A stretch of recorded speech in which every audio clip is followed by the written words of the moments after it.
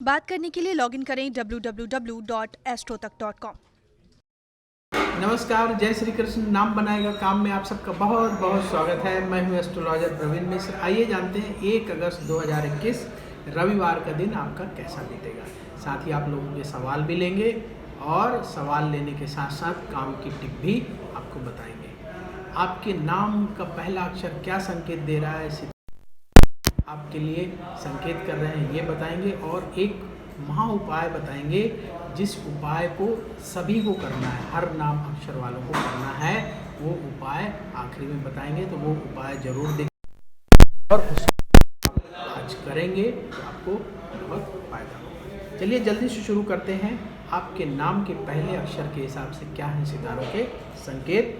सबसे पहले बात करते हैं उन लोगों की जिनके नाम का पहला अक्षर ए से शुरू होता है, आई से शुरू होता है, जे से शुरू होता है, क्यू से शुरू होता है या वाई से शुरू होता है। उनके लिए क्या कहते हैं सितारे। किसी काम में व्यस्त रहे, परिवार से आपको सहयोग मिलेगा, जिम्मेदारी आपकी और बढ़ सकती है। बारी आ गई उन लोगों की जिनका नाम बी अक्षर से शुरू होता है, के से शुरू होता है या आर से शुरू होता है। उनके लिए क्या है सितारों के संकेत। आपके काम की लोग तारीफ करेंगे, मित्रों से आपको मदद मिलेगी, पैसे को सोच समझ करके खर्च करें तो बहुत अच्छा रहेगा, यानी अपने खर्चों पर ध्यान देने की आवश्यकता है। बात करते हैं उन लोगों की जिनके नाम का पहला अक्षर सी से शुरू होता है, जी से शुरू होता है, एल से शुरू होता है या एस से शुरू होता है। उनके लिए सितारों के क्या है संकेत। जल्दबाजी में कोई काम ना करें, जीवन साथी से अनबन हो सकती है, धन लाभ होगा, समय आपके लिए ठीक है पैसों के मामले में। अब बारी आ गई उन लोगों की जिनका नाम डी अक्षर से शुरू होता है, एम से शुरू होता है या टी से शुरू होता है। उनके लिए क्या है सितारों के संकेत। लंबी दूरी की यात्रा से बचें, परिवार की सलाह से काम करेंगे तो आपके लिए बहुत अच्छा रहेगा। मन में किसी तरह की शक की भावना ना बढ़ने दें तो बहुत अच्छा होगा। बारी आ गई उन लोगों की जिनके नाम का पहला अक्षर एच से शुरू होता है, एन से शुरू होता है, ई से शुरू होता है या एक्स से शुरू होता है। उनके लिए क्या है सितारों के संकेत। धन लाभ के लिए नई योजना बनाइए, कुछ नया प्लान करके शुरू करिए, अच्छा धन प्राप्त कर सकते हैं आप। वाणी में मधुरता रखें और अपनी सेहत का ख्याल रखिए। यदि कोई दवाई ले रहे हैं तो समय पर लेते रहिए। अब बारी आ गई उन लोगों की जिनका नाम यू अक्षर से शुरू होता है, वी से शुरू होता है या डब्ल्यू से शुरू होता है। उनके लिए क्या है सितारों के संकेत। परिवार के प्रति आपकी जिम्मेदारी बढ़ेगी, काम की गति तेज होगी, फैसले करने में जल्दबाजी ना करें, अच्छा रहेगा। बारी आ गई उन लोगों की जिनका नाम ओ से शुरू होता है या जेड से शुरू होता है। उनके लिए क्या है सितारों के संकेत। मन की चिंता दूर होगी, घर की कलह शांत होगी, भावनाओं को नियंत्रण में रखें। अब बात करते हैं उन लोगों की जिनका नाम एफ अक्षर से शुरू होता है या पी से शुरू होता है। उनके लिए क्या है सितारों के संकेत। लोगों से मतभेद ना बढ़ने दें, अपने खर्चों को कंट्रोल करें। एक्सपेंसेस ज़्यादा बढ़ेंगे तो फिर धन को लेकर के परेशानी हो सकती है।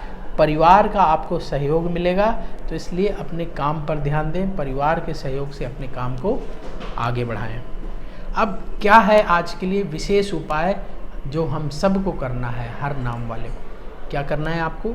रविवार का दिन है, आज पूरे परिवार के साथ मिल कर के शाम के समय भगवान शिव की आरती अवश्य करिए। आप देखेंगे भगवान शिव का विशेष आशीर्वाद आपको मिलेगा और उनकी कृपा से आगे आने वाले जो दिन हैं वो आपके लिए बहुत ही शुभ और लाभदायक होंगे। अब वक्त हो चला है आपके सवाल का। सवाल जिनका ले रहे हैं उनका नाम है जितेंद्र ए राजा।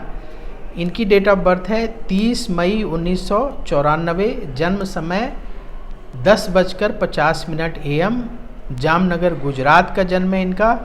सवाल ये है इनका कि शादी कब होगी। तो जितेंद्र ए राजा की कुंडली बना लेते हैं। अशोक कुमार राजा ने ये सवाल भेजा था अपनी ईमेल आईडी से।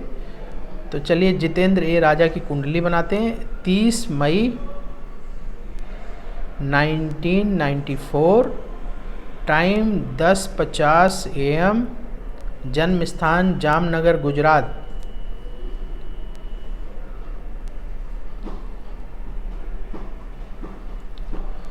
आपने जो डिटेल भेजी है उस आधार पे कुंडली बन गई जितेंद्र ए राजा की। आपकी कर्क लग्न की कुंडली है और मकर राशि है। आपका जन्म श्रवण नक्षत्र के चतुर्थ चरण में हुआ है। इस समय आपकी बृहस्पति की महादशा चल रही है जो जुलाई 2020 से शुरू हुई है और जुलाई 2036 तक चलेगी, और बृहस्पति की ही अंतर्दशा चल रही है जो जुलाई 2020 से अगस्त 2022 तक चलेगी। शादी कब होगी? आपकी कुंडली के हिसाब से मैरिज के योग बनेंगे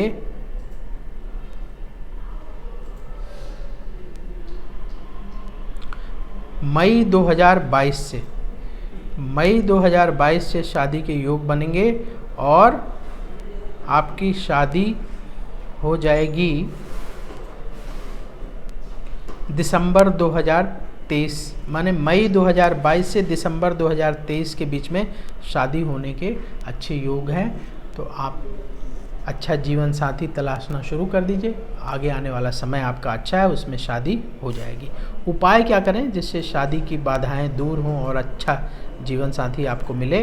क्या करना है कि हर शनिवार के दिन देसी गौ माता को गुड़ और अरहर की दाल और हरा चारा, ये 3 चीज़ें खिलानी है। याद रखिएगा, गुड़, अरहर की दाल, माफ़ कीजिएगा, चने की दाल, गुड़, चने की दाल और हरा चारा। तो कैसे खिलाना है?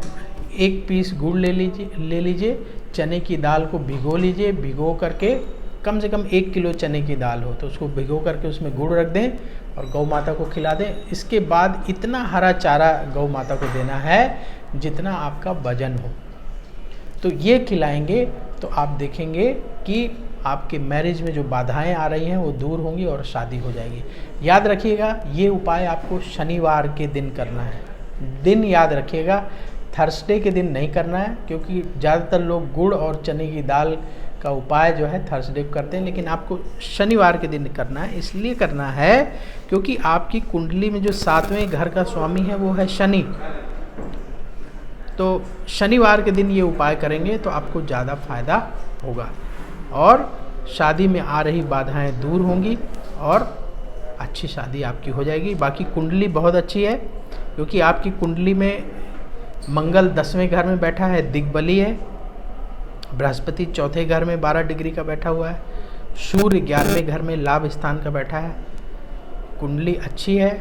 स्वराशि के ग्रह जैसे मंगल अपनी राशि में है, शनि अपनी राशि में है, तो ये ग्रह आपको बहुत अच्छा लाभ कराएंगे। बुध अपनी राशि में, तो जब ग्रह अपनी राशि में होते हैं या उच्च की राशि में होते हैं तो बहुत फ़ायदा कराते हैं। तो आगे चल के आपके जीवन में अच्छी तरक्की होगी। कुंडली आपकी बहुत अच्छी है।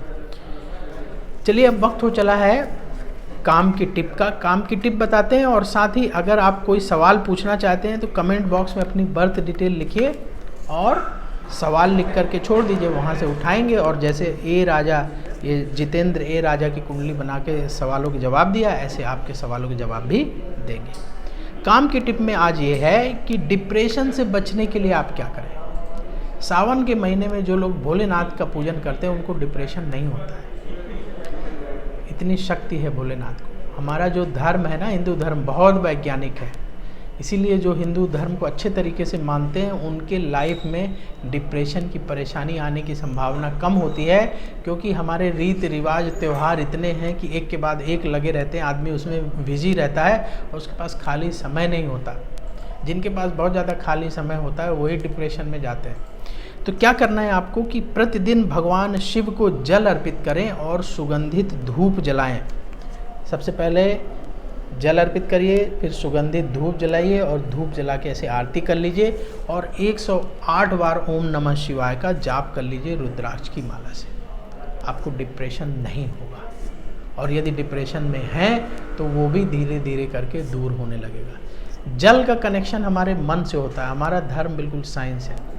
जल का कनेक्शन मन से होता है, चंद्रमा का कनेक्शन मन से होता है, और चंद्रमा को भगवान शिव ने मस्तक पे धारण किया हुआ है। तो जब भगवान शिव को आप जल अर्पित करते हैं तो आपका मन भगवान शिव की भक्ति में लगता है, और जब मन किसी चीज़ में लग जाएगा तो डिप्रेशन से हट जाएगा और आपका मन जो है अच्छा हो जाएगा। मन अच्छा हो गया, डिप्रेशन भाग जाएगा। तो भगवान शिव की उपासना करिए और प्रतिदिन जल चढ़ाइए।